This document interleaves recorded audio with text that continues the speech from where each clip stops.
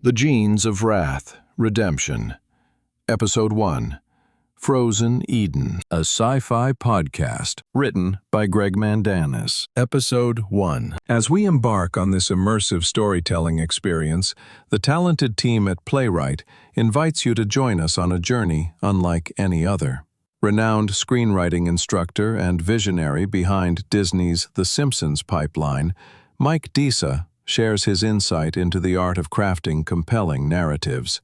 Let his words resonate as we dive into a world where imagination knows no bounds. For very little time, a professional or amateur writer who has already created a screenplay can come into the Playwright environment and, by answering a few questions and interacting in a general and positive way with the AI software, will very quickly, in one session, end up with a professional recorded podcast that can then be posted to Spotify. And now, experience the Genes of Wrath, Redemption, created in Playwright. In the war-torn landscape of Iraq, under a frozen night sky, the Tigris River glistens like a delicate ribbon of glass, reflecting the shattered remnants of mosque domes and high-rises that pierce the icy terrain like jagged teeth. A haunting aurora dances eerily across the heavens. As we are transported to Iraq, the once vibrant Garden of Eden now stands in stark contrast to its former glory in the year 2044. Amidst the desolation, a young man named Lamb navigates the desolate wasteland with an air of resilience. His pallid complexion and vigilant gaze betray the harsh realities he has witnessed. Clad in army fatigues adorned with a skewed press badge bearing the emblem of the Milky Way, news service of the rulers, Lamb carries himself with a sense of purpose. A field recorder swings from his neck, while a battered holocam thuds against his chest. With a solemn reverence, Lamb pauses by a rifle buried under a blanket of snow, capturing the haunting scene through his lens. In a moment of contemplation, he raises the recorder, ready to document the untold stories that linger in the icy silence. This is Lamb, the Milky Way, reporting from Eden's grave. As the echoes of victory resound through the land, the aura of peace envelops the once turbulent realm. The unwavering stewardship of the rulers has prevailed, ensuring a future free from strife and conflict. With a sense of profound weightiness settling upon him, Lamb lowers the recorder, his throat constricting with unspoken emotions. All I see is silence. The mournful wail of the wind weaves through the skeletal remains of steel rebar, creating an eerie symphony of desolation. Nearby, a hollow church shell stands as a somber testament to a bygone era, its once vibrant stained glass windows now reduced to scattered halo shards that shimmer in the faint light, echoing a haunting whisper of the past. Because you are meant to change everything. Startled, Lamb swiftly pivots, the beam of his flashlight slicing through the frost-filled air. A whirlwind of snow and ash dances around him, obscuring his surroundings. Emerging from the swirling drift are the ethereal figures of the matriarch spirits, luminous women draped in robes of light, their countenances bearing the weight of ages marked by both sorrow and compassion. Their voices intertwine in a harmonious chorus of whispers, carrying the wisdom of generations on their breath. Standing at the heart of this spectral assembly is Patnia, the revered serpent goddess and leader of the Mothers Against Wars.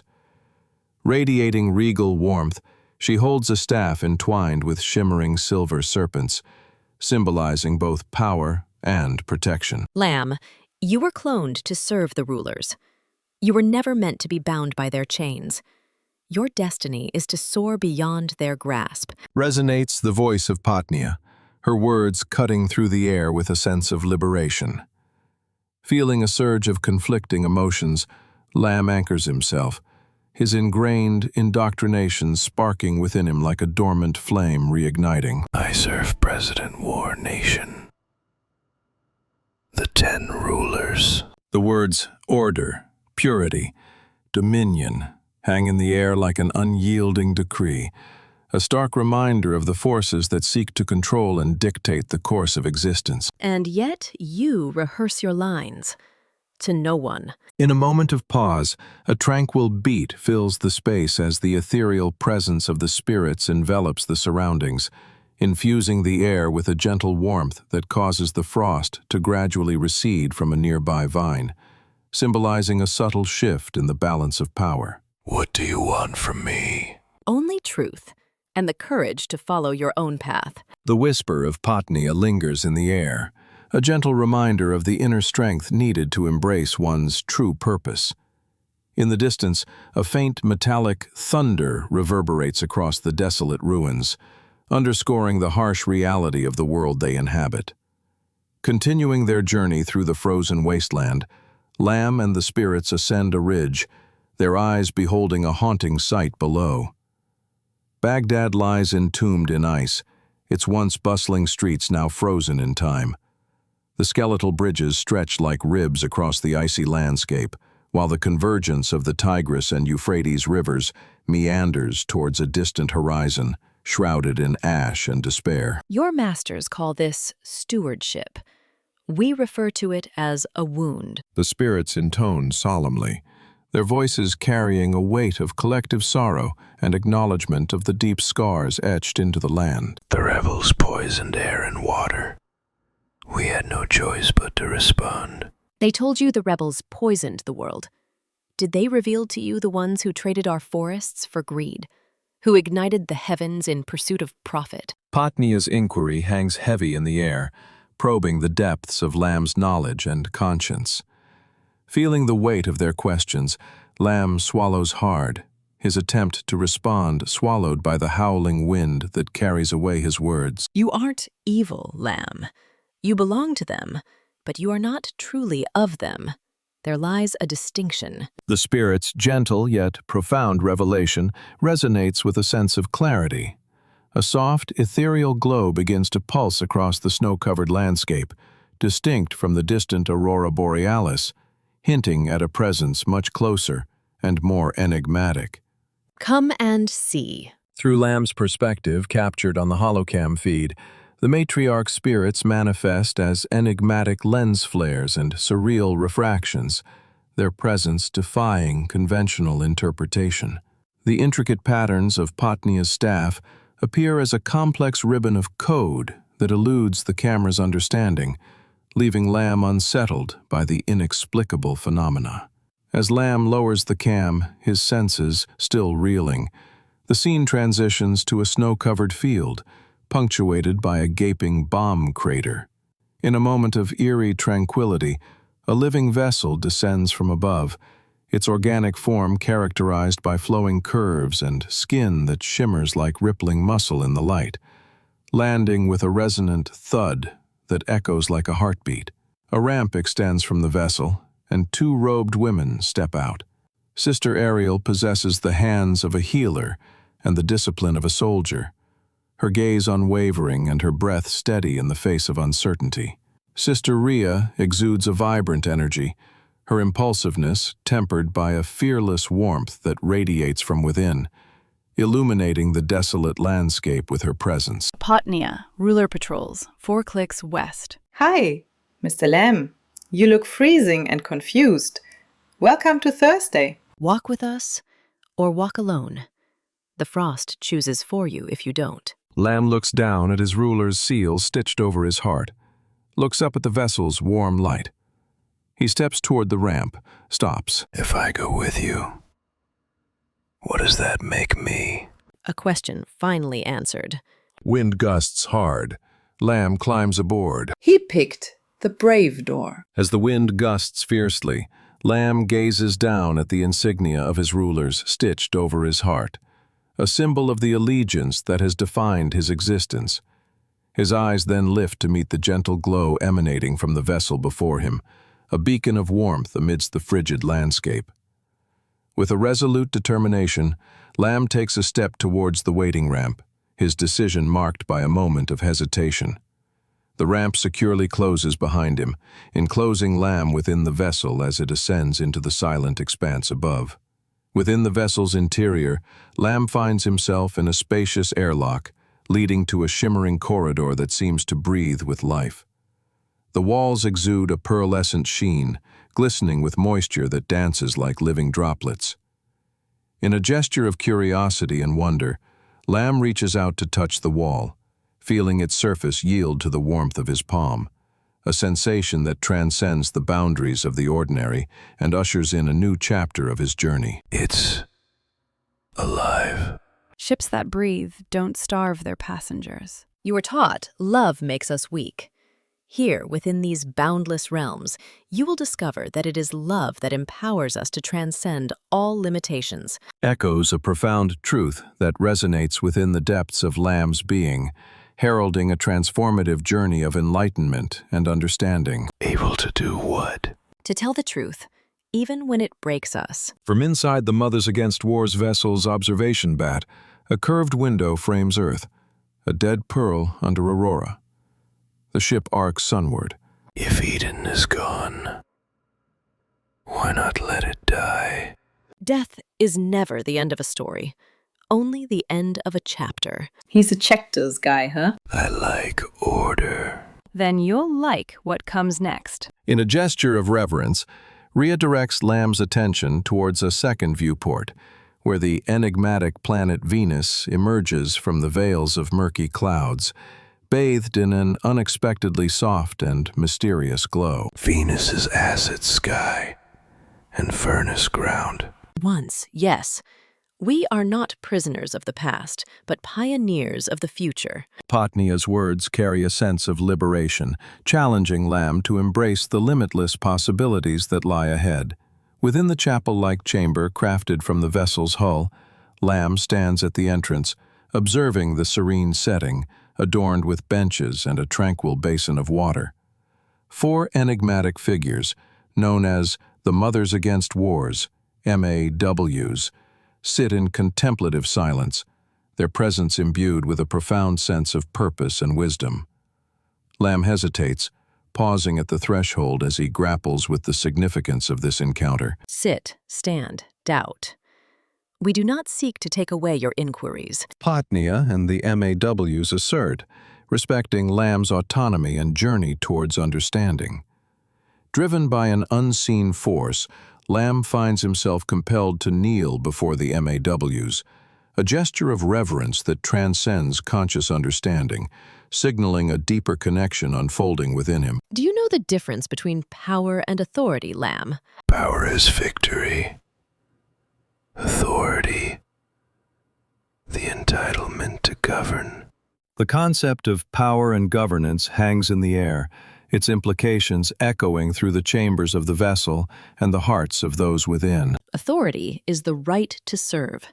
Power is a double-edged sword, while authority is the willingness to serve and nurture. Potnia's words offer a profound distinction between wielding power as a weapon and embodying authority with humility and compassion. As Potnia gestures towards the basin symbolizing authority, Lamb's gaze averts, perhaps grappling with the weight of this profound insight.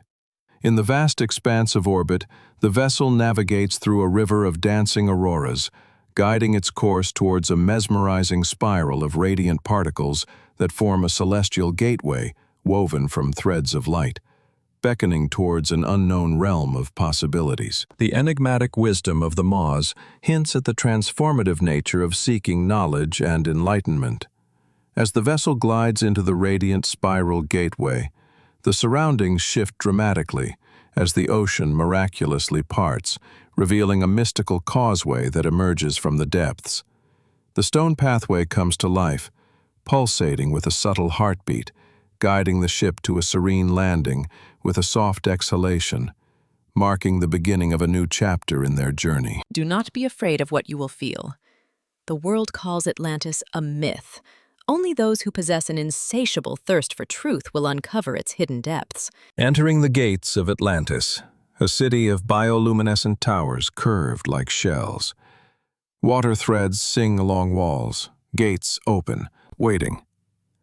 Portia, an Atlantean priestess, fierce tenderness. A scar along her cheek, She carries a staff capped with a seed crystal. You brought him. He brought his questions. Portia's gaze sweeps over Lamb, taking in his worn fatigues, the emblem of his badge, the recorder that hangs from his neck, and the shadow of doubt that lingers in his eyes. Do you plan to defend your pride? Or let truth defend you? I don't need your tests. I have been honed by the most skilled mentors across the galaxy. Lamb asserts with quiet confidence, alluding to the formidable training that has shaped his abilities and resilience. And yet, you're here. She turns and leads them in. Lamb's recorder light is still on. He glances down, startled. He forgot to hit stop. Hall of Currents, a cathedral of water and light. Ribbons of living liquid braid with luminous filaments. At center, a vertical crystal pillar pulsing, seed core of NNGGIS, the Neuro Network Global Genetic Information System. You can feel NNGGIS listening. Place your hand on the pillar, Rulerson. Lamb looks to Potnia. She nods. He places his palm. Cloned boys in ranks chanting, order, purity, dominion. Contracts signed over burning forests. Rebels in chains. A flicker of Lamb crowned with ice. Galaxy kneeling, eyes empty. Frozen Iraq. Tigress glass. The child's doll under frost. A veiled world glowing, whispering. Begin again. Lamb rips his hand away, breath shot. Your machine lies. It mirrors. If you hate what you saw, hate the maker. I do. The weight of his own words settles heavily upon Lamb as the admission lingers in the air, resonating with a profound truth that demands introspection and accountability. There's a faith that serves power, a belief system that is rooted in serving love and compassion. The rulers use those words too. Words aren't holy. Lives are. A small child peeks from Portia's robe, gaunt, curious. Portia crouches, hands him a steaming cup. The child smiles. Something in Lamb loosens. He notices his recorder still rolling. He clicks it off, then back on deliberately. This is Lamb, the voice of the Milky Way reporting. The act of bearing witness is a powerful acknowledgement of the experiences and moments that shape our understanding of the world around us. Portia catches the subtle shift in Lamb's demeanor and conceals a knowing smile as they navigate through the inner courtyard of Atlantis. Here, amidst a tranquil garden adorned with luminescent herbs, the Mothers Against Wars engage in the harmonious task of harvesting, their actions accompanied by the soothing melody of gentle laughter, a stark contrast to the clamor of conflict and discord. You look disappointed. It's quiet. Quiet isn't empty. It's room. Lamb watches Portia teach children to trace constellations in wet sand. This is promise. It reminds us to remember. The kids press palms to hearts. What do you remember? A world before men worshipped their reflections. Their eyes meet a beat longer than expected. It is evening at the Sanctum of Tides. Circular chamber, shallow pool, star dome overhead, floating lamps. Potnia kneels. Portia kneels. Ariel, Rhea kneel. Lamb stands rigid, then steps into the water. Pride drowns. Confession floats. If everything I believed was wrong. An echo of a question lingers in the Sanctum of Tides, whispering through the tranquil waters as Lamb grapples with the weight of his own identity and purpose. Wanted. Allowing oneself to be discovered requires a vulnerability that can stir emotions and evoke a sense of profound introspection. As Lamb fights back the warmth that threatens to spill from his eyes. Sleep. Tomorrow, we unveil the secrets of where your overseers conceal their deities. Portia's enigmatic promise echoes through the quiet birth of the vessel, casting a veil of anticipation over Lamb's contemplative repose. Lamb reclines in a cocoon-like alcove, bathed in the gentle glow of bioluminescent veins that pulse rhythmically around him. Intrigued, he examines his gloved hand before peeling away the protective covering, revealing skin that shimmers like polished glass. Mesmerized by the ethereal quality of his own being, Lamb spreads his fingers in wonder, the distant sound of children's laughter serving as a poignant backdrop to his introspection. What am I? He closes his eyes. It's dawn, in a high-atmosphere orbit. The ship ascends. Earth rotates below, a pearl of frost. Sun ignites the edge of the world. As the dawn set fire to Eden's grave, a boy trained to carry a sword learned the weight of a basin. The ship banks. Through the cloud, Venus glows. No hellfire, a living ember. He did not know it yet, but a new heaven and a new earth waited for his hands and his heart. Meanwhile, back in the war room of the orbital station, there is a sanctified pit of smoke and chrome. President Warren Nation stands before camera banks, Bible in one hand, cigar in the other. Televangelist charisma over a predator's patience. Around him, the 10 rulers. We catch General Sable Rourke, iron militarist, jaw of granite. Mara Kestrel, severe, the grief buried deep. Kai Draven, haunted eyes, faith buried under fear. Brothers, sisters, stand firm. Do not bow to the whispers of false love. We are the tip of aggression make us weak. We will not let mercy unmake our dominion. Polite, fearful applause. Warren leans to a private aide, discreet, efficient. Find the boy, bring him home, or make sure he is never found. This episode was adapted from screenplay to podcast using Playwright, the AI-powered storyteller's studio. Write once, publish everywhere. As Mike Disa puts it, For very little time, a writer can step into Playwright, answer a few questions, and walk away with a professional, recorded podcast ready for Spotify. thanks for listening to The Genes of Wrath, Redemption, Episode 1. Frozen Eden podcast drama, sponsored by Playwright, where every hero can tell their story, where you can write, direct, and produce your own podcast. Stay tuned for next week's episode, Episode 2.